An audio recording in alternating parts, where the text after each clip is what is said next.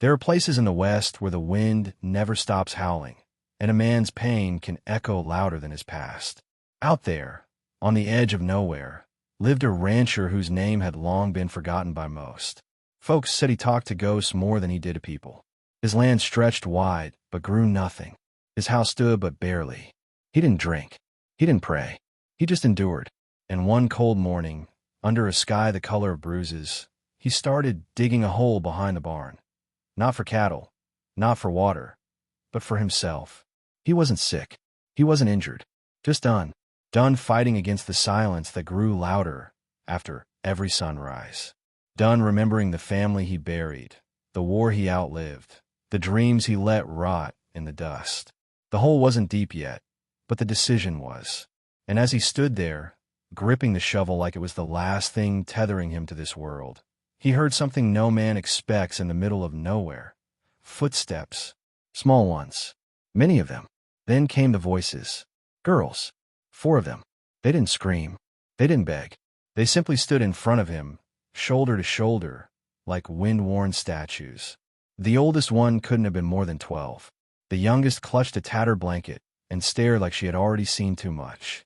No one spoke until the second oldest stepped forward and handed him a folded piece of paper. Her hand shook. He opened it slowly. It said, "This is where Mama told us to go. She said you wouldn't turn us away. No name. No explanation. Just trust."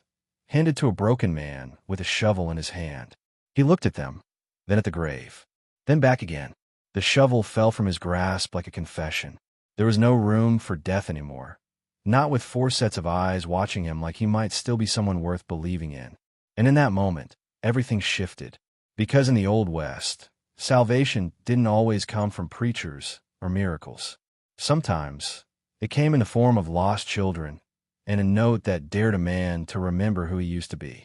Stay close, because what happens next isn't just about survival. It's about redemption. About how 4 orphan girls, with nothing but trust and trembling hands, reminded a hardened rancher that even in a land made of dust and sorrow, love can still take root. And when it does, it changes everything. The man didn't speak at first. He simply stared at the note as if it had struck him harder than a bullet ever could. The words were small, shaky, written in pencil faded from time and tears. And yet, they held the weight of a lifetime, a request not just for shelter, but for belief. The girls stood still, dust caked into their clothes, their eyes red-rimmed but steady. He had spent years avoiding people, convincing himself the world had nothing left to offer but pain. But now, the world had arrived on his doorstep in the form of 4 trembling souls. He led them into the house, unsure of what he was doing or why. It was the first time the door had opened for someone other than ghosts in nearly 5 years. Inside, the air was thick with dust and silence. The furniture hadn't been moved since his wife died. The fireplace hadn't held flame since the last cattle freeze. Yet as the girls stepped through, their presence brought something strange. Not noise, not chaos, but life. They didn't ask questions. They didn't cry. They simply found corners of the room and sat quietly, as if they knew how fragile the moment was. He gave them bread and water, the only food he had left. They ate without complaint, sharing each piece as if they'd done it before. When they finished, the youngest, a girl with freckles and a scar on her cheek, looked up and whispered, "Is it okay if we stay one night?" The rancher's chest tightened. 1 night. That's what they asked. But, deep down, he knew this wasn't a single night's mercy. It was the start of something he couldn't yet name. Something terrifying and beautiful. That evening, he sat on the porch while the sun dropped low behind the canyon ridge. He watched the smoke rise from the chimney for the first time in years and listened to the faint sound of giggles, tiny, cautious ones, leaking from the cracks in the walls. He didn't smile, but he didn't scowl either. For the first time in a long while, he felt something beyond survival, something that tugged at the part of his soul he thought had died with his wife and son. When night fully came, he found himself standing beside the half-dug grave. He stared down into it, the cold earth, the cruel shape, and knew it no longer belonged to him. He picked up the shovel, this time, not to bury himself, but to bury the hole. Each scoop of dirt was heavy, not from weight, but from meaning. Behind him, the soft glow of the cabin windows flickered, and somewhere inside, for lives waited to see if a broken man could become a home. The next morning, the sun rose without fanfare, but something in the air felt different, cleaner, lighter, almost hesitant. The rancher woke to the sound of small footsteps on wooden floors and the clinking of tin cups. The girls had found the kitchen, such as it was, and were trying to boil water. The oldest, whose name he would learn was Lydia, turned to him and said, "We can help. We've been on our own a long time." He didn't stop them. He just nodded, the first of many silent agreements they would come to share. The land was still dry, the animals few, the barn half collapsed, but the ranch had always been more than just fences and feed. It was a place that had once held joy, and with each passing hour, it seemed to remember that. The girls didn't just stay quiet. They worked. They swept floors, patched holes, helped gather kindling. The youngest, Sophie, followed him everywhere, asking questions with her eyes more than her voice. He didn't know how to answer most of them, but he let her follow. That afternoon, Lydia handed him a worn photograph. It showed their mother, tired-eyed but beautiful, standing with all 4 girls on the steps of a church. "She used to talk about you," Lydia said. "Said you were a good man once. That you helped our pa when no one else would." The rancher stared at the photo a long time, then folded it and slipped it into the inside pocket of his coat. He didn't remember the father. He barely remembered himself. But someone, somewhere, had trusted him, and that trust had somehow led 4 orphans to his door. That night, when a coyote howled near the fence line, the girls flinched, out of habit, not fear. The rancher rose, stepped outside with his old rifle, and fired a single round into the dark. The sound echoed across the hills like a warning, not just to the coyotes, but to whatever ghosts still lingered. When he came back inside, he saw them watching him, wide-eyed. Sophie whispered, "You're not going to leave us, are you?" He didn't answer right away. Then he said, "Not anymore." And in that moment, the man who had been digging his own grave understood something he hadn't dared admit. He'd been waiting, not to die, but to be needed. And now he was in the middle of nowhere, in the middle of grief, for girls had arrived with nothing and given him everything. The next week brought rain, cold, unrelenting, and rare for that time of year. But instead of soaking into loneliness, the house soaked in laughter. The walls, once silent for so long they seemed to hum with ghosts, now echoed with life. The rancher, still unsure of what to call himself in all this, found his hands busy in new ways. Fixing a loose shutter, building a shelf for Lydia's books, teaching the twins, May and June, how to tell which chickens laid best just by the way they strutted. It wasn't easy. The roof still leaked. The barn door groaned like it had arthritis. And he often woke in the middle of the night, afraid it had all been a dream, that the girls were gone, that the laughter was just memory playing cruel tricks. But each morning proved him wrong. Every breakfast cooked, every small chore done, every smudged fingerprint on the window. They were still here, and so was he, a man with a name, a past, and now a reason. One afternoon, while mending fence posts, Lydia came to him with a question. "Do you think the West was ever kind?" He paused, leaning on his hammer. "No," he said truthfully, "but sometimes it remembers how to be." She didn't say anything after that, just stood beside him and helped drive the next nail into the post. And in that moment, it became clear they weren't rebuilding a ranch. They were rewriting a story, one where abandonment wasn't the final chapter. Still, the pain hadn't vanished. Cole, for that was his name, long buried under years of silence, sometimes disappeared into himself, especially when he passed his wife's old rocking chair or saw a rusted toy from the son he once held. But every time the grief rose up, Sophie would hand him a flower. Every time the rage returned, June would braid his hair while he napped, giggling like it was a great prank. Slowly, without permission, they were softening his edges. And maybe that's what healing looks like in the West. Not a miracle, not a sudden salvation, but a long, slow burn.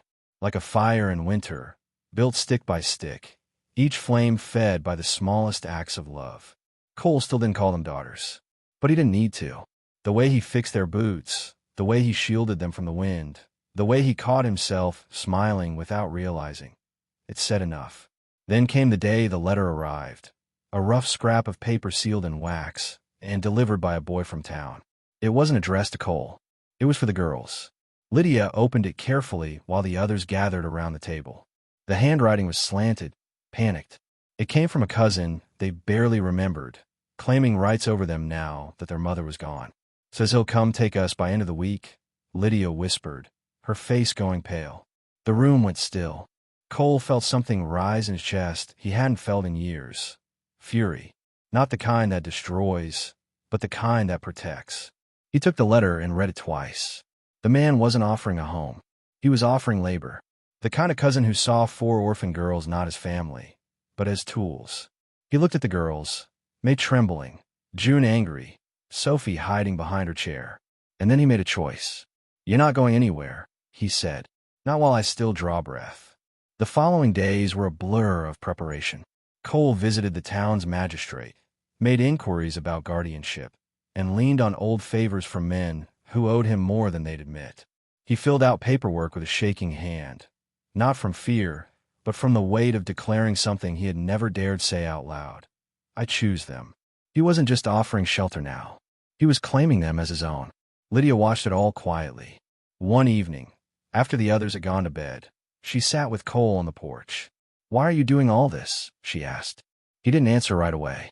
Then, in a voice worn with dust and years, he said, "Because your mama was right. I'm a good man. I just forgot for a while. You reminded me." She rested her head on his shoulder, and for the first time, he didn't flinch. The cousin never showed. Maybe he read the letter Cole sent in return, the one that said, "Come if you dare." Or maybe he realized too late that the girls weren't alone anymore. Either way, the threat passed like a storm that barked but didn't bite. And in its place, the family grew stronger, not by blood, not by law, but by love that had been fought for, chosen, and fiercely protected. As summer rolled in, the land came back to life in a way Cole hadn't seen in over a decade.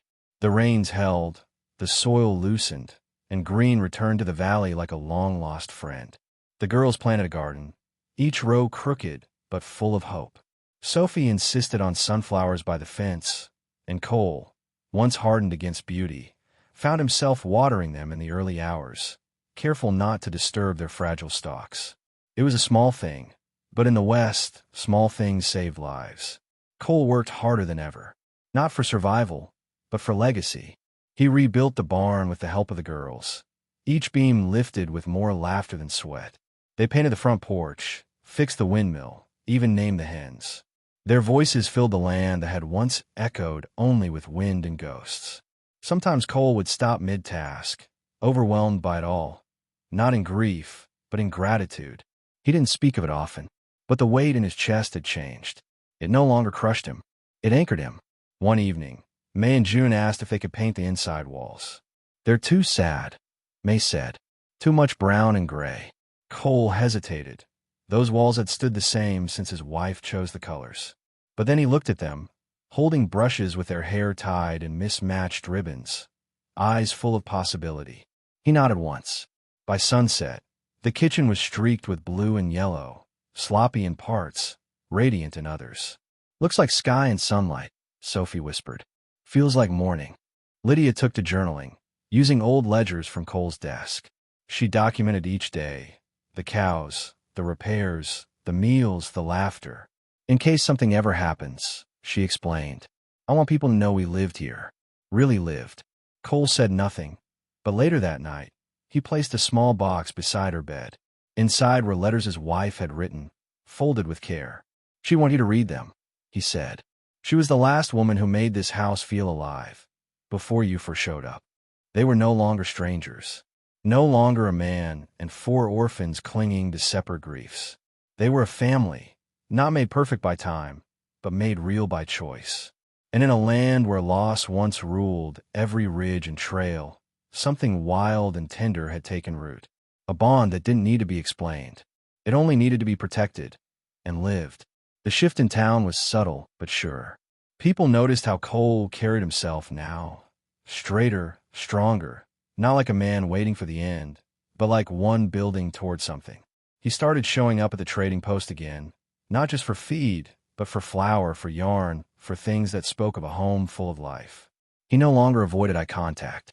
He greeted people by name, and when they asked about the girls, he didn't hesitate. "They're mine," he'd say.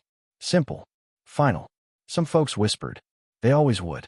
That an old widower raising 4 girls alone was unusual, even suspect. But most knew his story, and now they were watching it turn. Watching the land forgive him. Watching the house come back to life. Watching the girls bloom under his quiet care. And in a town where so many wounds stayed open, Cole's second chapter gave others permission to believe they might have one too. Then came the town fair, the first the girls had ever seen. They were wide-eyed at the music, the food, the colors. June won a pie-eating contest.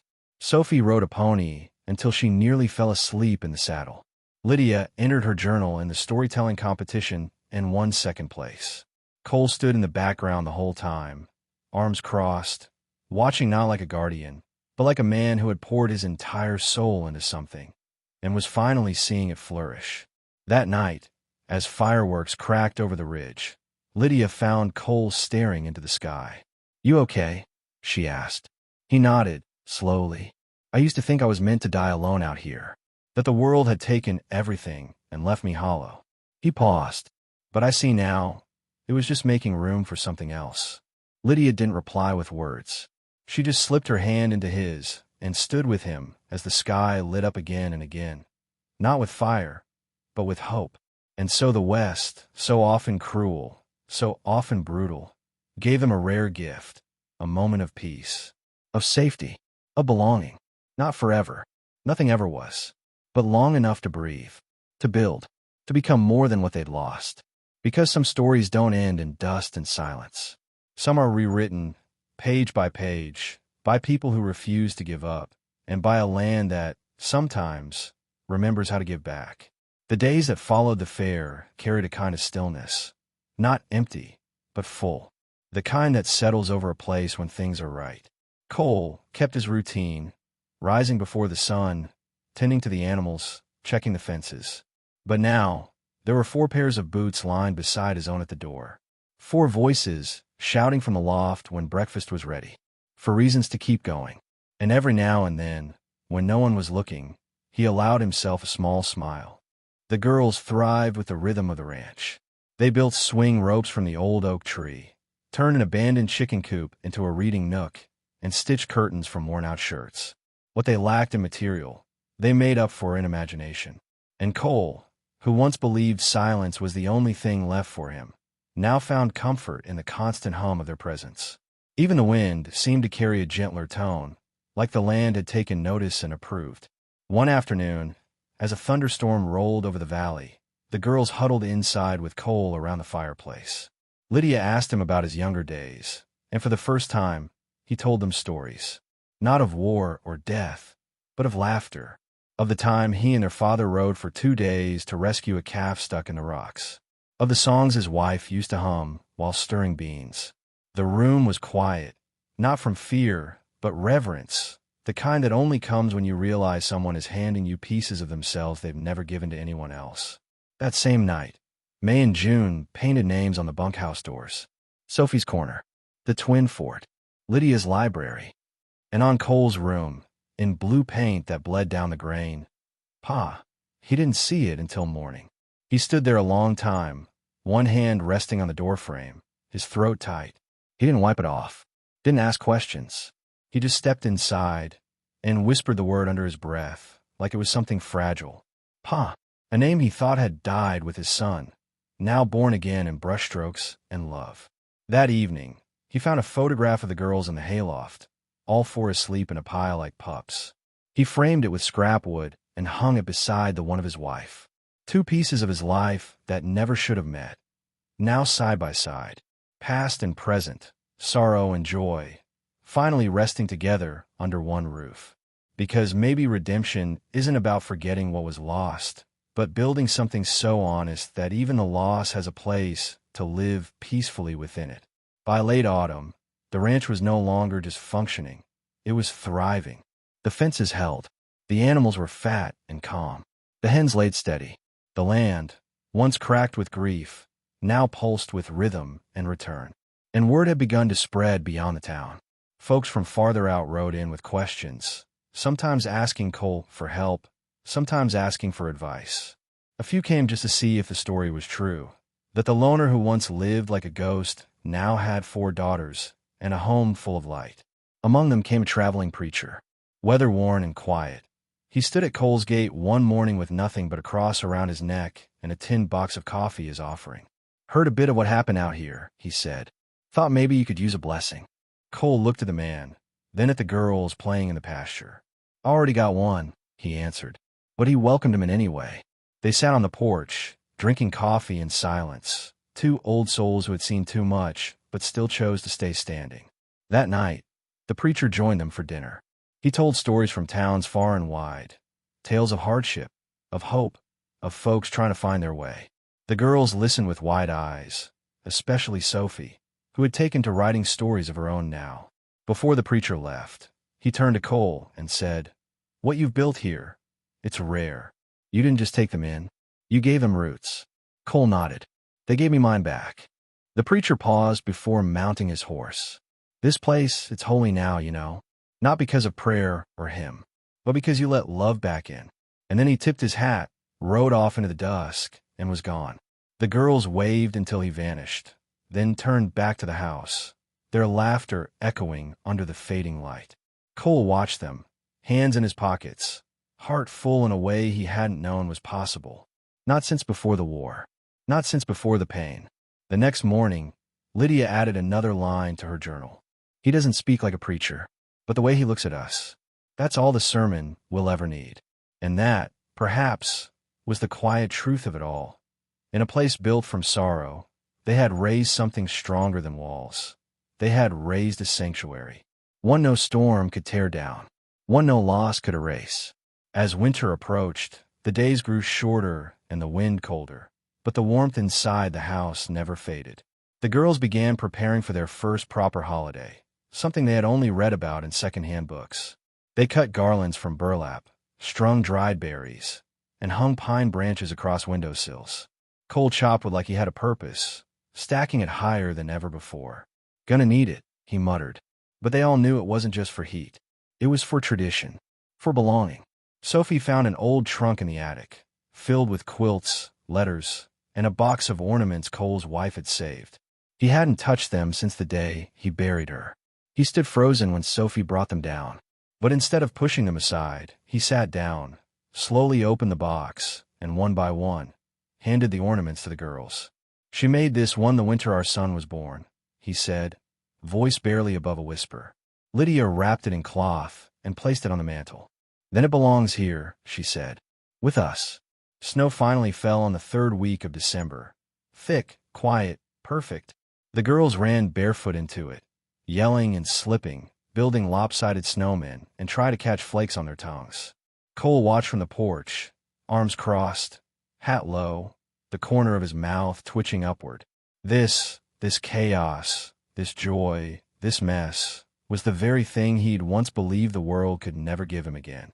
And now, it danced in front of him, laughing free. That evening, they lit candles, sang off-key songs, and passed around mugs of warm milk. Lydia read aloud from one of the letters Cole's wife had written. "This land may be hard," the letter said, "but it's only as lonely as we let it be." The room went still. May reached for Cole's hand. "She would have liked us," she said softly. "No," Cole replied, voice tight. "She would have loved you." And for the first time in years, he let the tears fall, not in grief but in release. Outside, the snow kept falling. Inside, they sat close, wrapped in blankets, wrapped in each other. No one said much after that. They didn't need to. Some families are born. Others are found. And in the heart of the West, a place known more for loss than for love, a man who had once dug his own grave now stood surrounded by the very reason he chose to keep living. By spring, the ranch had become a legend in the valley. Not for its cattle or its crop, but for its heart. Folks came for miles around not to trade, but to see, to sit at Cole's table, to hear the girls laugh, to feel, even for an hour, what it meant to witness healing made real. Cole never advertised, never bragged. He just opened his gate, and slowly, that gate became a doorway for people seeking something they couldn't name, and finding it in the eyes of 4 girls and the man who chose them. Lydia's journal had grown thick, its pages worn from retelling moments that mattered. Sophie's stories were passed around the schoolhouse, her name whispered with admiration. May and June became known for their pranks, for their loyalty, for the way they stood back to back no matter what came their way. And Cole, the man who once vanished into himself, became pa to more than just 4. He became a reminder to everyone that it's never too late to be needed again. One afternoon, Lydia asked to visit the grave behind the barn, the one Cole had once dug for himself. They all went together, hand in hand. He stood there a moment, then turned to them. "Leave it," he said. "Let it stay as it is. Not as an ending, but as a beginning we walked away from together." They placed wildflowers at its edge and walked back home in silence, the kind of silence that holds peace, not pain. Later that night, under a sky of stars so wide it felt like it could swallow every sorrow they'd ever known, Lydia wrote her final entry of the season. "We came here with nothing but a note and a memory. He gave us more than shelter. He gave us a story worth living. And in return, we gave him back his name." She closed the book and placed it on the mantel beside the photograph of his wife, now framed in wood they carved together. The West, they say, remembers everything. Its dust holds the footprints of those who came before. Its winds carry the stories of those who refuse to quit. And somewhere out there, past the canyons, past the storm, sits a house with 5 shadows dancing by the fire. A house that once waited to die, now teaches others how to live. Some stories don't begin with thunder. They start in silence. A man alone with a shovel. 4 orphan girls clutching a note. No promises, no guarantees, just the fragile intersection of pain and possibility. What unfolded on that forgotten ranch wasn't loud or legendary in the way the West is usually remembered, but it was real. And sometimes, the quietest stories carry the deepest truths. That redemption often arrives when we least expect it, and in forms we never imagined. Cole didn't set out to become a father again. He wasn't searching for hope, nor asking for purpose. But when hope knocked, barefoot, scared, and determined, he opened the door. And in doing so, he rewrote not just his own ending, but the future of 4 girls who had every reason to stop believing in kindness. Together, they proved something sacred.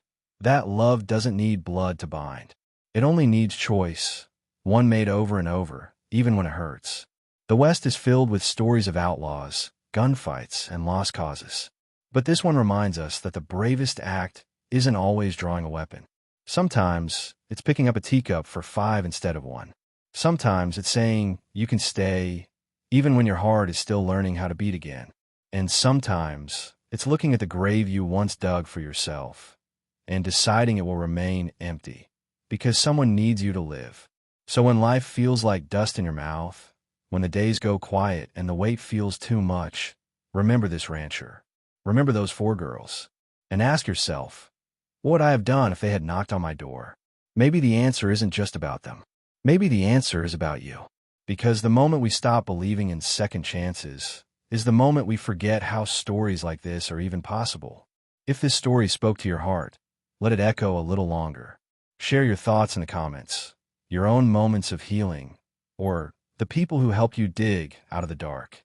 And if you want more stories that remind us of who we are and who we can still become, consider subscribing to the channel and leaving a like. Because somewhere out there, another door is waiting to open and another story is ready to begin.